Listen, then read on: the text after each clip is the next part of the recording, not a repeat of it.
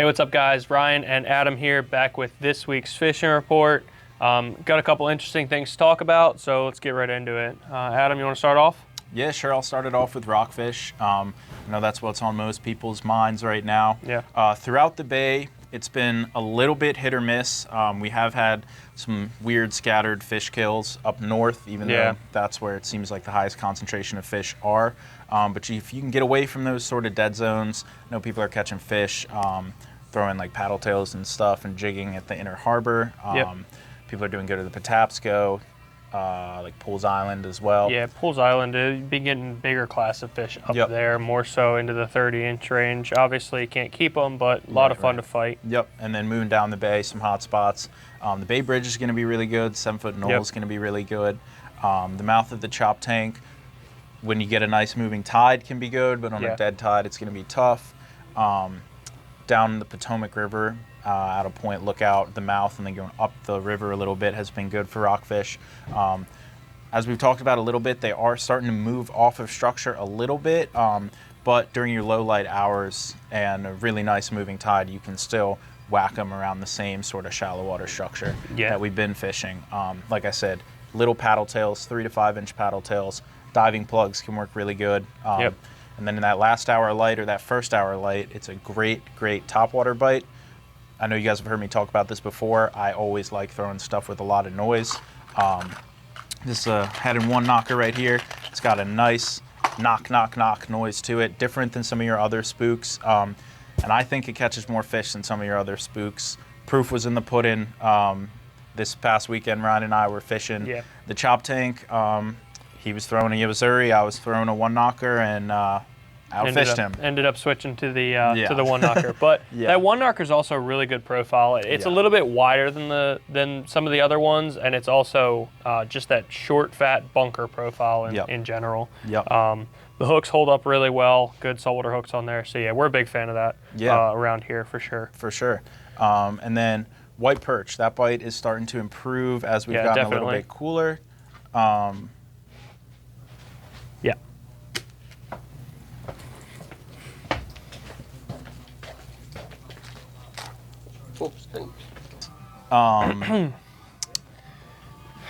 So, Ryan.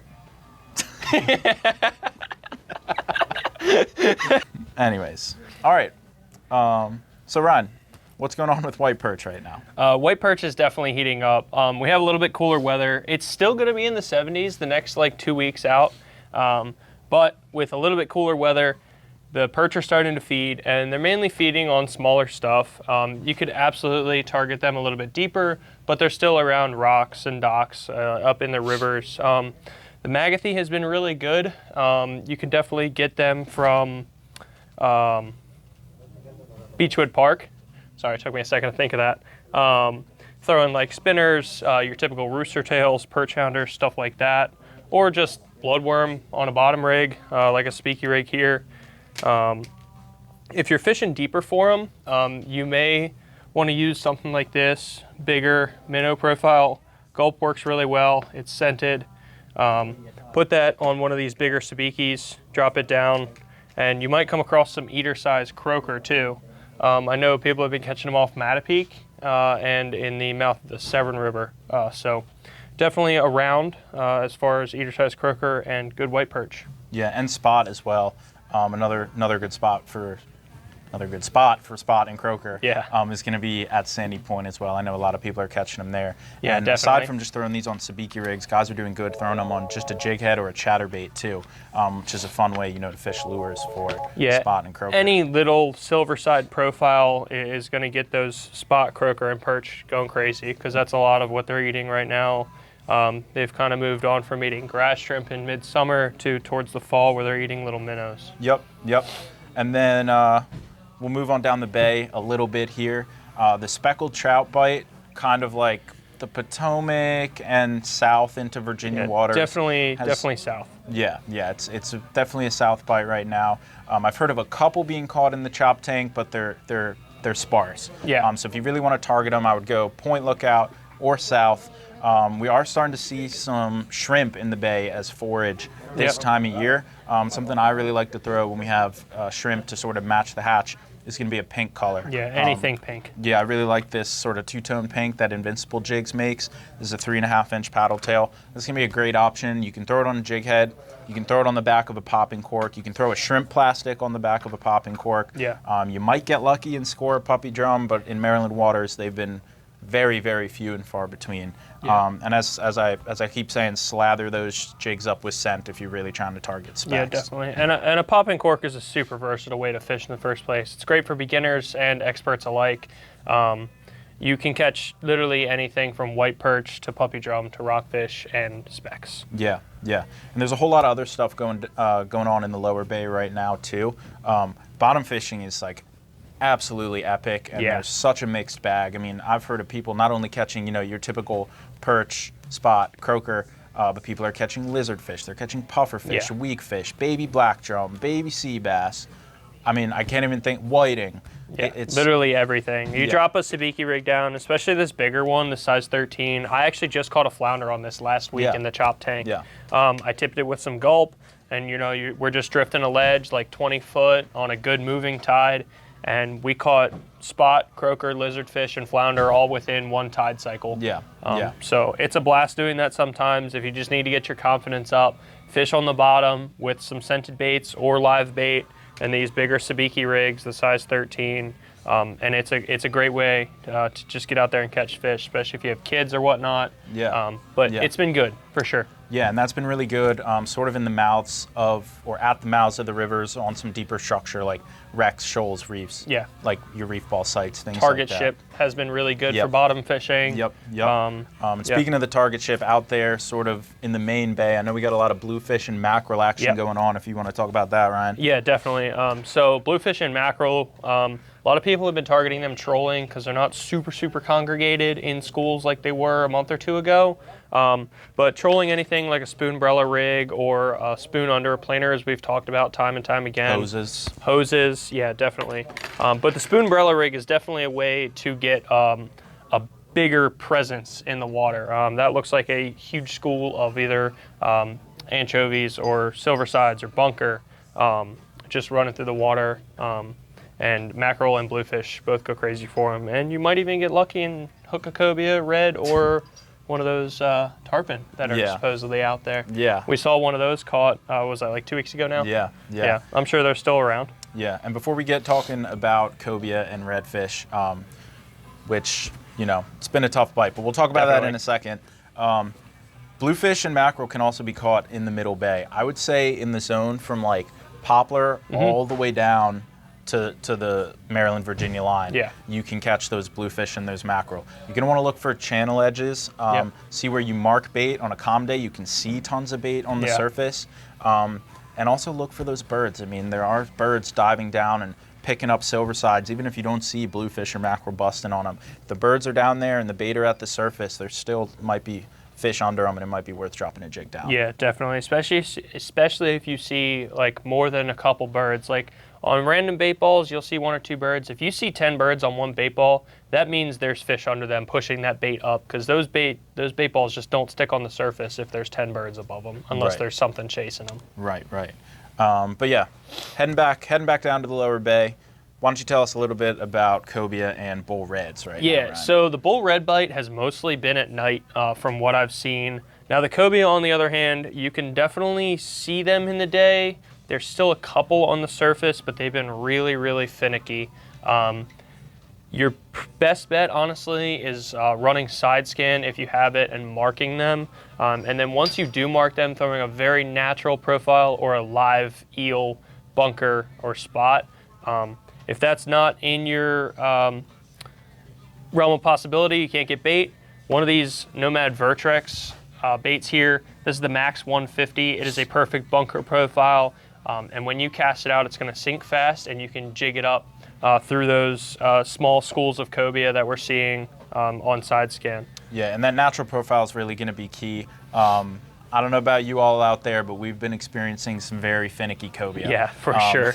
So, you know, something with a natural profile with a nice subtle tight vibration that might get them going. Yeah. Got a whole bunch of other stuff to talk about, so we'll keep right on rolling. You want to talk about the coast, Ryan? Yeah, so once we head towards the shore, the ocean that is. We're still seeing a lot of togs, sheep's head, flounder, sea bass, a couple white marlins still being caught offshore. The weather this weekend doesn't look great, unfortunately. I was planning on going myself, but it's kind of blown out. So hopefully in the next upcoming weeks, the water sticks around. I know there's been a lot of blue water out there. Hopefully the marlins stick around, but if not, targeting sheep's head, flounder in the intercoastal way in the bay has been really, really effective. Catching stuff off the surf with just these sand flea fish bites has been really effective for some people. Catching little whiting, people are still catching spot, bluefish, occasional rockfish and drum off the beach too. Pompano. Yeah, pompano. Flounder. Yep. So fishing off the beach, whether it's Chesapeake or Ocean City, and then fishing the inlet has been really good. Like I said, for sheep's head mostly. And then the back bay for flounder fishing has been really good. Drifting, double drop rigs with spinners with either live minnows or squid has been really effective for flounder. And you start to see more keepers in the bay this time of year as they make their way out to the ocean for the winter time.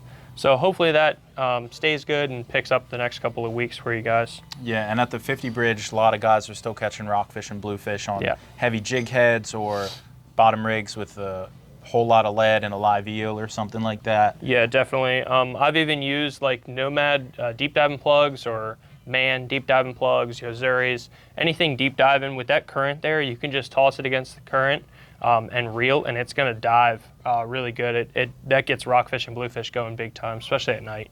Yep.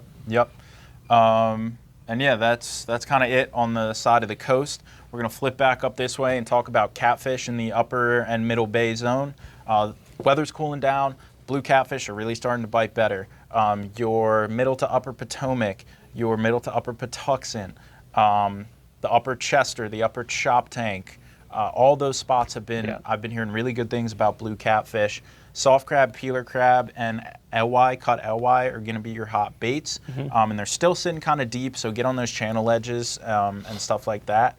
But as weather gets colder, that bite is only going to get better. Yeah, and I've also heard of some bycatch. People like eeling for rockfish at Pools Island, some bycatch of blue catfish up there. It happens every year. So they're definitely around. Yeah, for sure.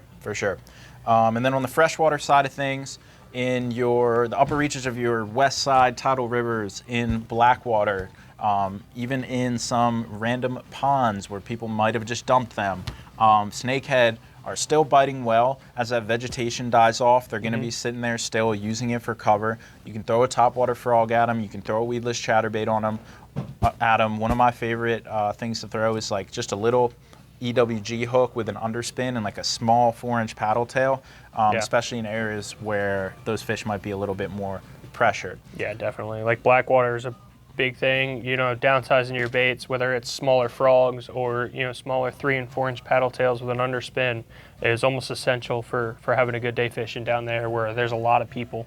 Yeah, absolutely. And then on the straight up freshwater side of things, in our ponds, lakes, reservoirs, the largemouth bass fishing is really good right now. Yeah. The weather's cooling down. They're getting a whole lot less sluggish. They're still going to be around shallow water cover, whether that's a lay down, whether that's lily pads, whether that's grass, submerged weeds, things like that. Really good thing this time of year to throw is going to be a Texas rig with like a craw or creature bait on it. These are the Z-Man Turbo Craws. What I really like about these is, at first glance, just kind of looks like you got normal old claws there. Yeah, but those are basically a curly tail. Right, they have a separation right there, so they're basically a curly tail. They've got these fringes on the side. They put off a lot of action when you put them on a weighted Texas rig and flip them into that cover. Yeah, and that's something bass are going to respond to this time of year, because as that water temp drops, even if it's a couple degrees, they're looking to feed, for sure. Yeah. Obviously, sunfish are always a reliable target. The cooler it gets, the less they're going to be biting, but this time of year it's still great. Night crawler under a bobber, little tiny inline spinner, float and fly rig, any of that stuff's going to work good. Yeah. What we're also starting to see a little bit more of is crappie. That is also going to be a bite that gets better as it gets cooler. They're going to be in similar areas to bass, over weed beds, on laydowns, things like that, but they're going to be schooled up. So if you find one, you're probably going to find more than one. Yeah. Minnow under a bobber is always going to work great. I really, really love Roadrunner jigs. I know you guys probably heard of them. They're a classic, just with that tiny little blade. You can put them under a bobber and just fish them like a float and fly, or you can drop them down and jig them really nice and slowly.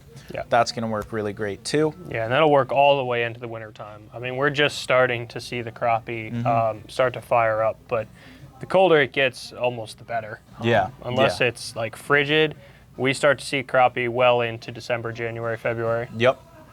And then last thing I want to talk about, one of my personal favorite things going on is smallmouth fishing. Rivers are still low and still clear. Great for wading. Like we always talk about, the lock houses along the Potomac River are great. The Susquehanna is great. The Monocacy is great, like around Frederick. All great spots to fish for them. I've heard a lot of guys doing good on little swim baits this week, just like a little minnow profile. I personally am a fan of these Kitex, but a Ned rig's going to work really good too. A chatterbait's going to work good. In your sunrise and sunset hours, a whopper plopper or a little spook is going to work great too. And those are just really fun fish to catch. If you guys haven't gone after smallmouth before, I highly recommend it. Yeah, for sure. And then last but not least, as we talk about every week, crabbing. Crabbing has been still phenomenal.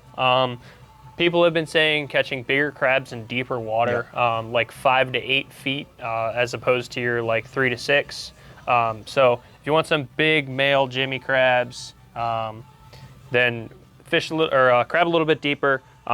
Trout lines are definitely the most effective this time of year with that water being warm through and through. We do have materials for your trout lines. So we got bait bags, we got bungees for your snoods, but we also have them pre-rigged and everything. So if you want to just get out there and go, we have that. But definitely don't wait. That crabbing will shut off as it gets colder. But I think with the weather the upcoming 2 weeks, we still have a good bit left. So definitely come in and give it a shot. I know I'll be out there this weekend. All right. Well, that does it for this week's fishing report, guys. As always, good luck out there. Come in and show us pictures, and we'll see you next week.